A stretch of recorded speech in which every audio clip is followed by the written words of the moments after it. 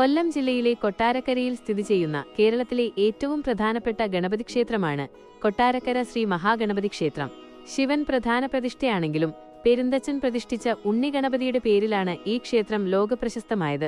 കിഴക്കോട്ട് ദർശനമായി മഹാദേവനും പടിഞ്ഞാറോട്ട് ദർശനമായി പാർവതീദേവിയും വാഴുന്ന ഇവിടെ തെക്കോട്ട് ദർശനമായി ഗണപതി ഭഗവാൻ കുടികൊള്ളുന്നു. പടിഞ്ഞാറ്റിൻകര മഹാദേവർ ക്ഷേത്രത്തിന്റെ പണി നടന്നുകൊണ്ടിരുന്ന കാലത്ത് അവിടെ എത്തിയ പെരുന്തച്ചൻ പണിപ്പുരയിലിരുന്ന് ഒരു പ്ലാവിൻ തടിയിൽ ഗണപതി രൂപം കൊത്തിയെടുത്തു.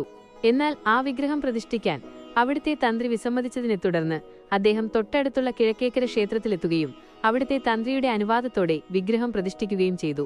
അച്ഛനേക്കാൾ മകൻ പ്രശസ്തനാകും എന്ന പെരുന്തച്ചന്റെ പ്രവചനം അന്വർത്ഥമാക്കുന്ന രീതിയിലാണ് ഇന്നീ ക്ഷേത്രം അറിയപ്പെടുന്നത്. ഗണപതിയുടെ നടയിൽ തന്നെ ഉടനടി തയ്യാറാക്കി നൽകുന്ന ഉണ്ണിയപ്പമാണ് ഇവിടുത്തെ പ്രധാന ആകർഷണം. ഉദയാസ്തമന പൂജയുള്ള ദിവസങ്ങളിൽ, അതായത് തിങ്കൾ വ്യാഴം ദിവസങ്ങളിൽ, ആ പൂജയുടെ ഭാഗമായുള്ള വിശേഷാൽ ഉണ്ണിയപ്പത്തിന്റെ വിതരണം വൈകുന്നേരത്തേക്ക് മാറ്റിവെക്കാറാണ് പതിവ്. ധർമ്മശാസ്താവ്, സുബ്രഹ്മണ്യൻ, നാഗദേവതകൾ എന്നീ ഉപദേവതകളും ഇവിടെ കുടികൊള്ളുന്നു. മേടമാസത്തിലെ തിരുവാതിര നക്ഷത്രത്തിൽ ആറാട്ട് വരത്തക്ക രീതിയിൽ 11 ദിവസത്തെ ഉത്സവമാണ് ഇവിടെ നടക്കുന്നത്.